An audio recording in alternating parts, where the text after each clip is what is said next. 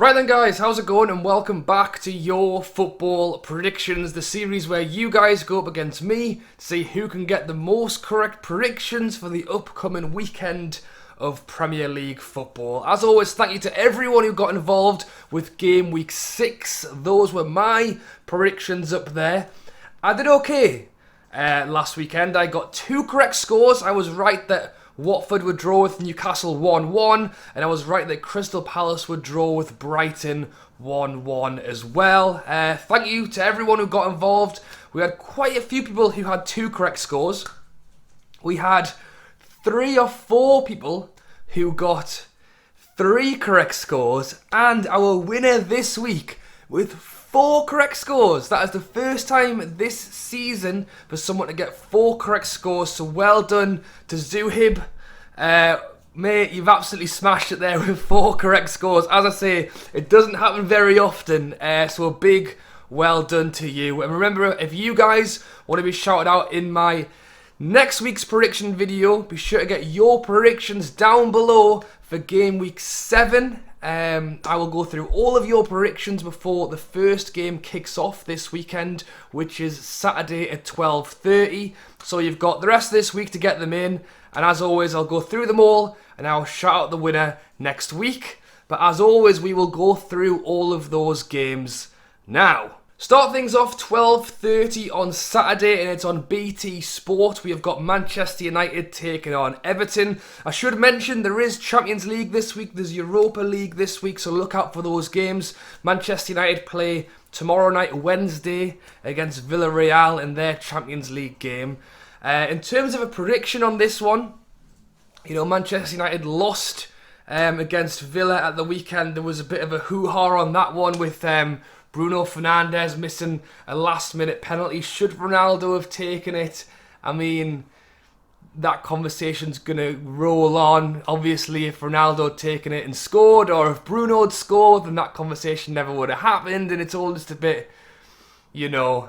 Taking on Everton, who by all means have had a fantastic start of the season. Andros Townsend, the man they brought in on a free, actually scored a penalty for them at the weekend as they beat Norwich 2-0. Despite Everton's fantastic start, Manchester United have had a great start as well. Home game for them, I'm going to back Manchester United to win it 2-1. It could be a close one, you know, so let me know what you think down below. Moving on to the first 3 o'clock kickoff this weekend, we have got Burnley taking on Norwich. So by all means, this has become, well, it's not even a 6-pointer, it's like a 9-pointer for these two teams. Norwich, the worse off of the two, have not won a game yet, and, well, Burnley haven't won a game yet, sorry. Neither team have won a game yet, but Norwich haven't got any points. They have no points yet. So this is a game both teams will be looking at. It's basically a chance to try and take a bit of a jump forward, a win either way. I've backed Burnley 1-0. It could easily be 0-0. It could be 1-0 Norwich. I think Burnley have got a little bit more to offer than Norwich do, but honestly, I think it could be very, very close. Moving on, again, 3 o'clock, we have got Chelsea taking on Southampton. So Chelsea did not win their game at the weekend. They lost against Manchester City 1-0.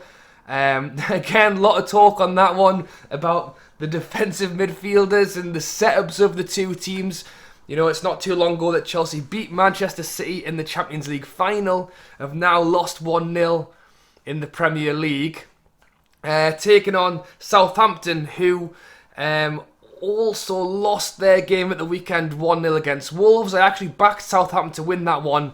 Unfortunately, Wolves proved me wrong. I've got 2-0 Chelsea. They didn't play great against Manchester City, but I think they're going to have a lot more of the ball in this game, and I think Lukaku will have a lot more chances as well. Next up again, 3 o'clock, we've got Leeds taking on Watford. Again, Leeds, not the start that they wanted. I've said it myself a few times, this second season syndrome. Is that actually the case? I mean, who knows? Patrick Bamford is still a great player. Rafinha's got like 5 goals in 5, so it's not like they're not scoring. Taking on a Watford side who, to be fair, for a promoted team, have had a really good start to the season. I've just put 1-1. I've just gone down the middle there.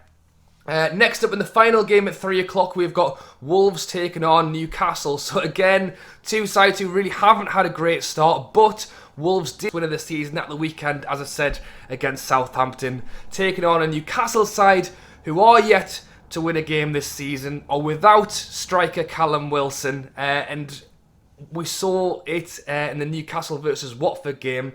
Newcastle had chances to put the ball in the net. St. Max had a great chance. Sean Longstaff had a great chance. Murphy had a fantastic chance near the end of the game. Didn't put it in the goal. Sean Longstaff did get one goal, which was an outside of the box worldie. So hopefully Newcastle can get another one against Wolves. I did my podcast at the weekend, which will be out tomorrow night. So look out for that if you're a Newcastle fan. And I have already predicted 1-1. So no, I haven't. I've predicted 1-0 Newcastle. Again, Newcastle need to get a win going into the international break as well. It's a good time to get some points on the board, so I'm going to hope Newcastle can somehow work it out. But I would not be crazy enough to not think that Wolves could easily get a 1-0 or even score a few. Moving on to 5:30 on Saturday, we have got Brighton taking on Arsenal. Arsenal Spurs. Arsenal beating Spurs 3-1. The amount of predictions you guys had, and I went 1-1 in my prediction that had Spurs down to be winning that game 3-1. The other way around was crazy. So, considering the start Arsenal had, to have turned it around like that is pretty good going. Taking on a Brighton side who, again, have had an amazing start of the season. I think they could have gone top of the league last night if they'd beaten Crystal Palace. So, in terms of a prediction, I've gone 2-1 Arsenal. Again, love what Brighton are doing, but I think Arsenal have got a bit more quality. So we'll have to see how that goes. Moving on to Sunday now, Crystal Palace taking on Leicester. 2 o'clock on Sky. Again, Crystal Palace, decent start of the season. A draw against their rival, not local rival in Brighton at the weekend. Well, I say weekend, it was Monday. Taking on Leicester side who, again, have not had the best start. 2-2 with Burnley. Jamie Vardy scoring an own goal and then scoring 2 goals for Leicester. I've backed Leicester 2-1. Vardy to get on the score sheet a couple of more times. Someone's just started drilling in the other room, so that's why the background has changed. I've moved into the other end of the house. Still at 2 o'clock, but not on TV. We have got Spurs taking on Aston Villa. So I've already mentioned it. Spurs did lose their game at the weekend against Arsenal. I say lose. They got thumped, to be honest. Again, after what was a fantastic start to the season, won the first 3. Now they've lost the next 3. People are questioning Harry Kane's performance, because he did not start the season when there was the whole transfer talk. Now Harry Kane's in the team and things have suddenly started going wrong. Give me your thoughts on that down below alongside your prediction if you like. Taking on Aston Villa, who again, as I mentioned, they got a win against Manchester United at the weekend after scoring a last-minute header. But they were very happy when Bruno's penalty went straight over the bar. So, in terms of a prediction, I want to see some goals in this one. I think Spurs is just... It's like watching Newcastle, to be honest, except with a lot more quality. You just don't know what team's going to actually turn up. That's what it's like for this game. They won the first 3, lost the next 3. Are they going to lose again? Or are they going to come out and play like the way they did in the first few games? I've gone 2-2. Maybe I'm a bit optimistic with the amount of goals, but we'll wait and see. Next up, again at 2 o'clock on the Sunday, but not on TV, we have got West Ham taking on Brentford. West Ham, they got another win this weekend against Leeds. A 90th minute goal from Antonio. David Moyes basically said he didn't think he had a great game, but when he's taking the ball in the back of the net, it can't be that bad a game. Taking on a Brentford side who, after being down 3 times in the Liverpool game, managed to draw 3-3. Salah actually got his 100th Premier League goal in that game, in record time, by the way. In the top 5 or 6 players ever. I think Shearer's number 1. Hey. But anyway, Brentford, what a fantastic game for them. Obviously showed us how they can score goals. They can compete in the Premier League, which is amazing. Gone 2-1 West Ham. I just think Antonio's back. He's showed what he can do straight away. And I think they could well win this one. And then moving on to the final game, when it is on Sunday at 4:30 on Sky. Liverpool taking on Manchester City. So I've just spoken about Liverpool, 3-3 with Brentford. What did I go for? I went 3-2 to Liverpool in that game. No, I went 2-1. I did say I thought there was going to be goals, and there certainly was. What a great game that was. As I say, Salah got his 100th Premier League goal, but it wasn't enough for them to get 3 points. You know, scoring 3 goals in a game is normally more than enough. But not in this case. Taking on Manchester City, who, as I say, had a very professional win against Chelsea. I don't think Chelsea had a shot on target the whole game. Man City just kept the ball and took the chance when they had it. It was actually a fantastic finish by Jesus. Man City are continuing to try and prove that they can they can win the Premier League again without a proven striker.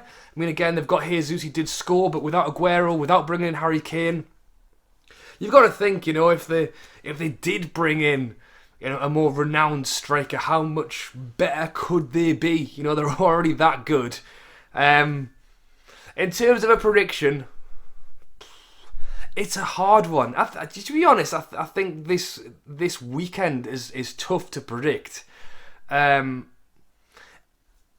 The way Manchester City controlled the game with Chelsea, they didn't really let them have the ball. They didn't let them get a single shot on target. Can they do that again against Liverpool?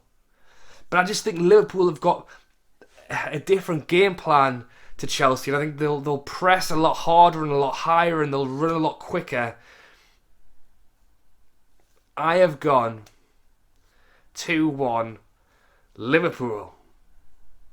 Let me know what you think down below. Honestly, it could go anywhere, to be honest. I think that's the way the Premier League is, and that's the way we'll like it, because literally anyone can beat anyone. But yeah, those are all of my predictions up there for this weekend's Premier League games. As I say, be sure to get your predictions down in the comments for all of these games before the first game kicks off on Saturday at 12:30. So I'm posting this on Tuesday.